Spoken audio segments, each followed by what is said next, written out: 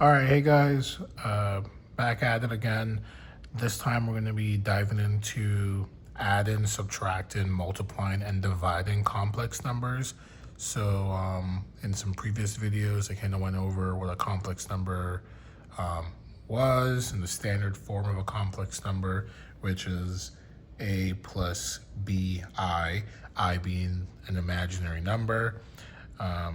There's some rules behind what I is, namely I is equal to the square root of -1, I squared is equal to -1, I cubed is equal to I, and I to the fourth power is equal to +1.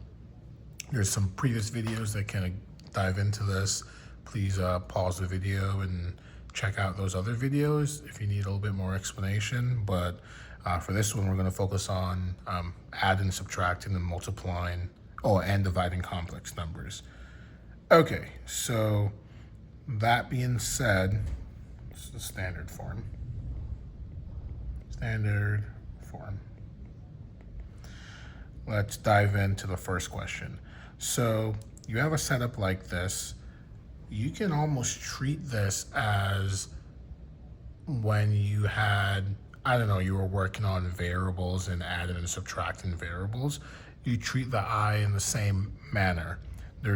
These are being added. There's no number in front to distribute or FOIL, so I can just drop the parentheses and I'm just left with 4 plus 5i here.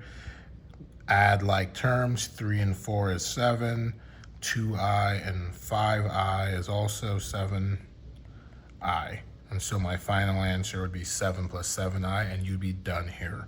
The standard form for complex numbers has the real number, the one that doesn't have an I, first, and then the imaginary number follows. Imaginary number. So this entire piece is the imaginary number. 7i is the imaginary number. Okay, just keep that in mind. Okay, let's try another question. We have 5 minus 7i minus 2 plus 3i. Well, in this situation, you want to make sure that you distribute this negative number first. This is an imaginary -1, right? Let's distribute that. And let's drop there's nothing in front of this first expression, so we can eliminate the parentheses here for that first term. And then when I FOIL or distribute this -1, I get -2. -1 times 2 is -2, and -1 times 3i is -3i. And then similar to the question above, let's combine like terms, right? So 5 minus 2 is 3, and -7i minus 3i is minus 10i. Your question would be done here. Free to move on to the next question. Okay, so this is subtracting. Let's try a multiplication.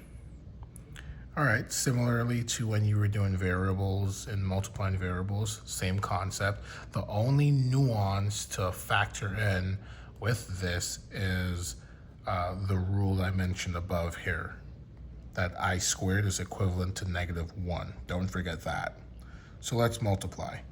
Well, the FOIL method tells us I can multiply my first two terms. So 2 times 3 is 6, and then 2 times I. So 2 times 3 is 6, 2 times I is 2i. I in this situation is not a variable, it's an imaginary number. I times 3 is next, that's 3i positive, and then I times I, well, that's I squared. 2i and the 3i will combine to give me 5i. I have my 6 here, and then I squared, well, as you saw above, I squared is -1. So I can replace that with -1.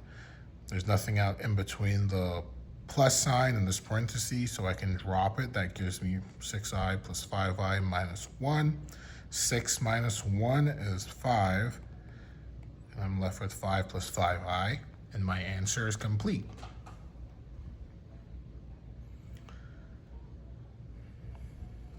Last but not least, an example of division. Same situation. There's a rule, I don't know if you remember, that says if you have multiple terms adding or subtracting in the numerator of a rational expression and they're all being divided by a single denominator, you can split them individually. So I can split this as 15 over 5 plus 5i over 5. Or I could combine these back to this, right? These are equivalent expressions. Well, 15 divided by 5 is 3, and 5i divided by 5, well, the 5's cancel each other out. 5 divided by 5 is 1, leaving me with just 1i or I, and that would be my final answer. All right, well, hopefully this was helpful. Please leave a comment if you had any other questions or any other problems that you'd like me to dive into. Trying to go through a series here on clocking out as much college algebra topics, especially for this summer semester that is just now beginning. All right, thanks.